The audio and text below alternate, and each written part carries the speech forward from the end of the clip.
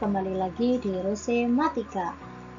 Hari ini kita akan belajar tentang bentuk akar.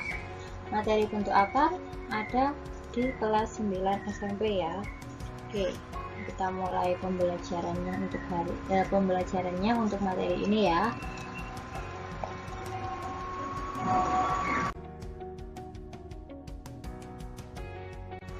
Yang pertama kita harus mengenal dulu apa sih bentuk akar itu.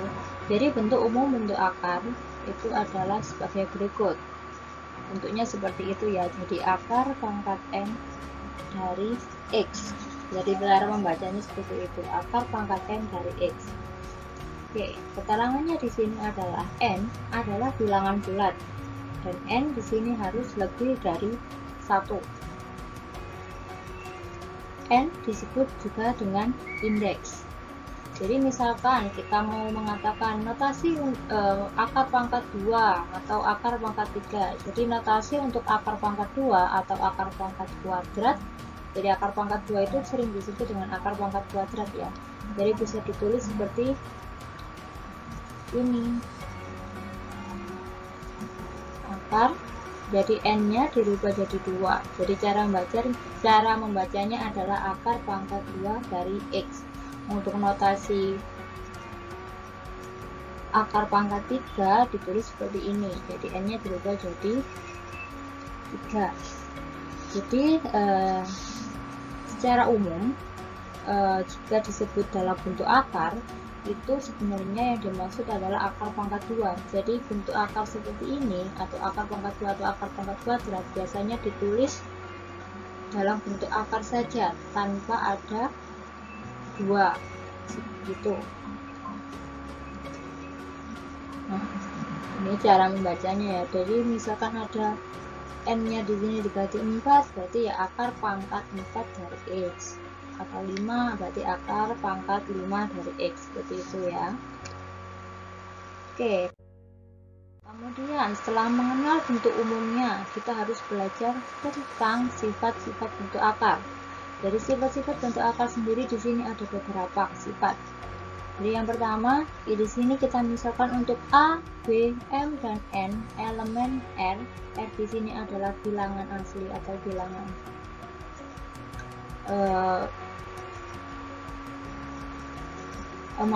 R di sini adalah bilangan real. Jadi berlaku sifat-sifat berikut. Yang pertama, akar A kuadrat itu sama dengan A.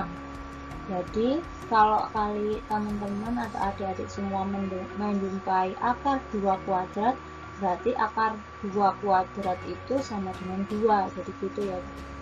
Jadi misalkan ada akar juga di sini bilangannya juga dikuadratkan, maka berarti tinggal bilangannya saja.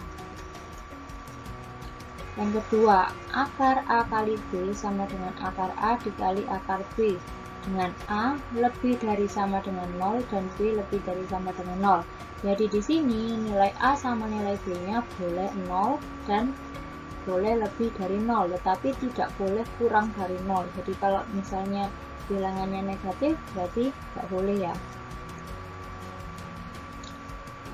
Selanjutnya, akar A per B. Akar A per B di sini bisa dipecah atau bisa dirubah menjadi akar A dibagi akar B.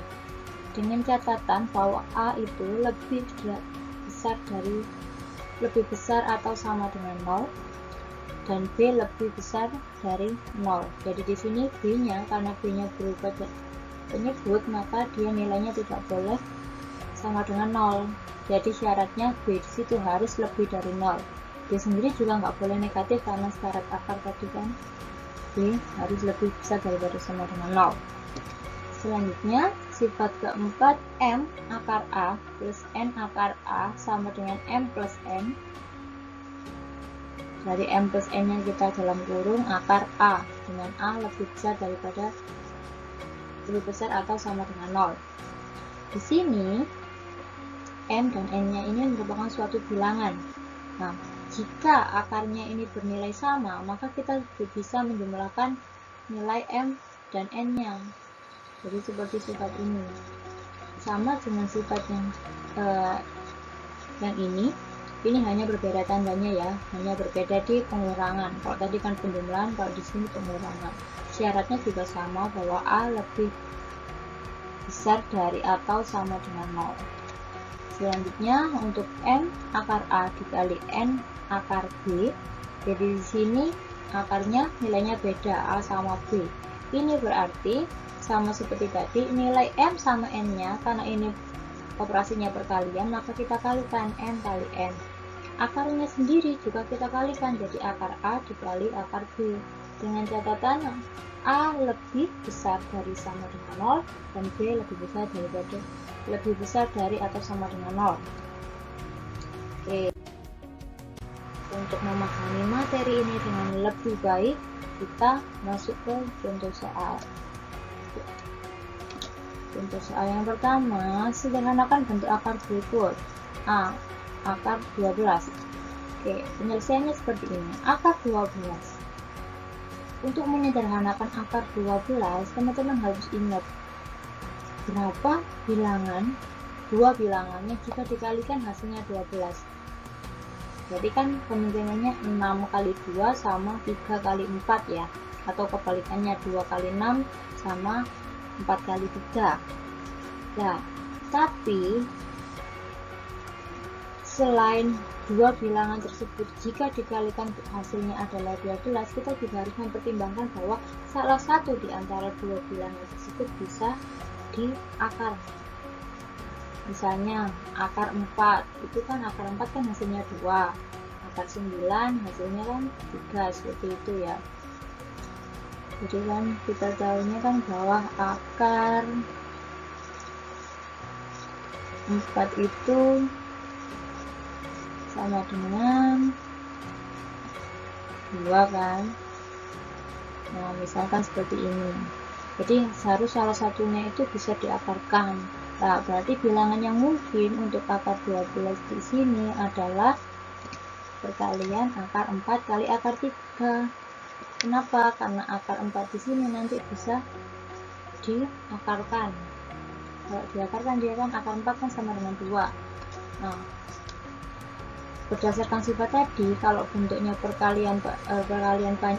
akar panjang seperti ini kan dia bisa dirubah jadi akar 4 dikali akar 3.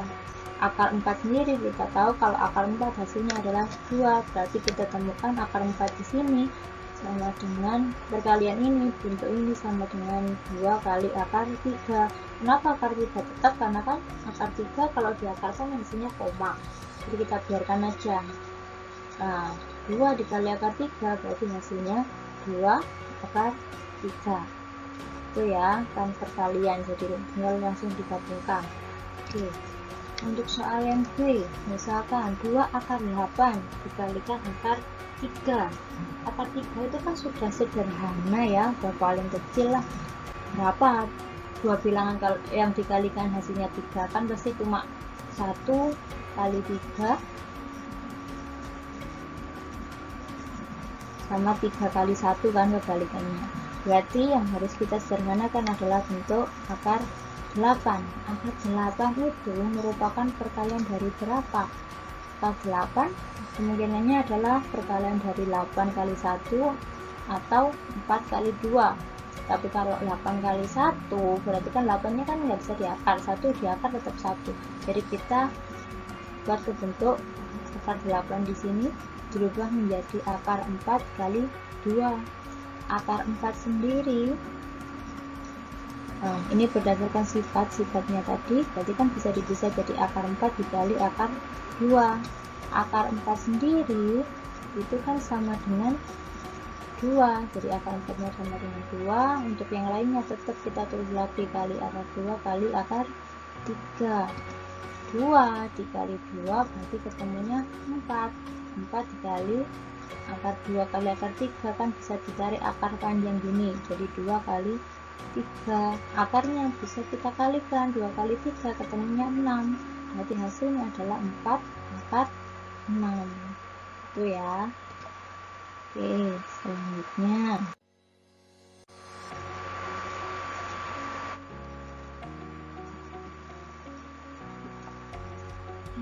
soal yang C, 4 akar 3 dikurangi akar 192 ditambah 6 akar 12. Karena akar 3 di sini sudah sederhana, berarti yang harus kita rubah adalah bentuk yang akar 192 sama akar 12. Oke, kita kerjakan satu-satu.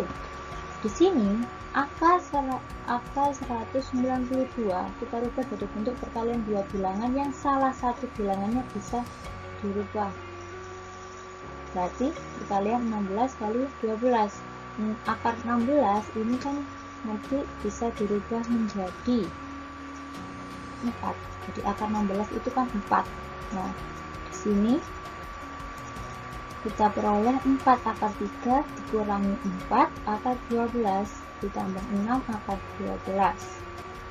Nah, ternyata di sini bentuk ini dan ini sama ya, akarnya akar 12. Berarti kita bisa menggunakan sifat-sifat bentuk akar tadi.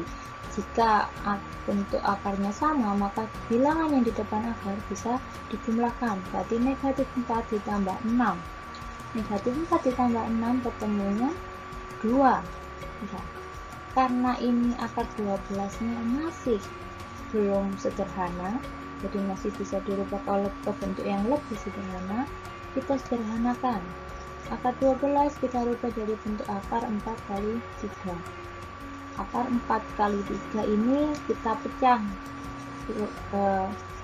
sesuai dengan sifatnya, berarti bisa ditulis akar 4 dikali akar 3. Akar 4 sendiri hasilnya 2, ya kan? Akar 4 hasilnya 2. 2 dikali 2 ketemunya 4. Karena di sini ternyata akarnya sama, berarti bilangan yang ada di depan akar ini bisa dijumlahkan. Nanti ketemu 4 tambah 4 berarti hasilnya 8 akar 3. Itu ya. Gimana? Jadi paham ya? Oke. Lanjut ke contoh yang D. 2 dalam kurung 2 plus akar 2 dikalikan dalam kurung 4 dikurangi akar 2. Di sini kita harus ingat perkalian bentuk seperti ini ya. Misalkan A plus B dikali C min D, maka A di sini dikalikan C jadi AC. A kali C, A dikalikan dengan negatif D dikuranginya menjadi negatif dikurangi A kali D. B dikalikan dengan B, A dikalikan dengan D, kemudian B nya juga dikalikan dengan D. Itu ya. Jadi ini itu kalau saya sih nyebutnya perkalian pelangi ya, tapi nggak tahu nah kalau kalian di sekolah gimana. Jadi bentuknya seperti ini perkaliannya.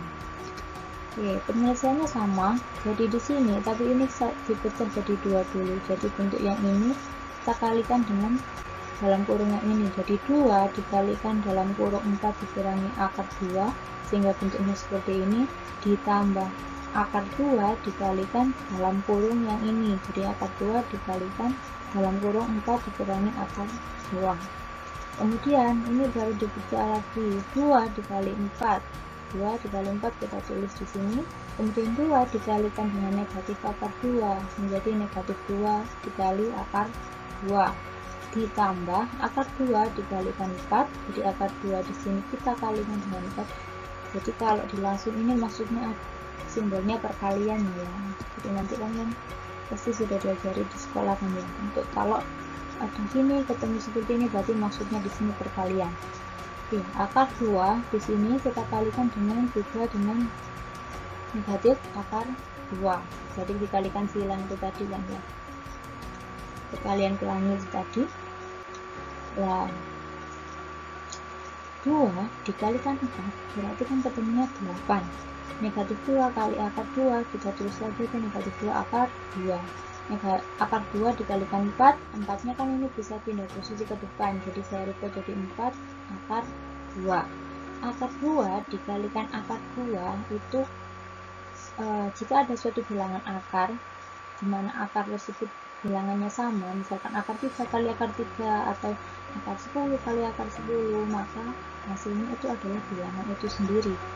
Jadi sama seperti ini, akar 2 dikalikan akar 2 berarti hasilnya tinggal 2 dengan tandanya negatif dikali plus, berarti kan negatif gitu ya. Jadi misalkan ada akar A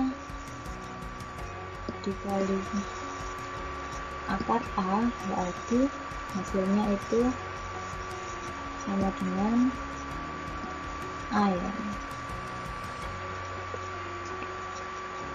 Sini 8 angka yang ini kita kurangkan dengan negatif 2 karena dia kan sama-sama tidak memiliki akar, jadi bisa dikurangi 8 kurangi 2.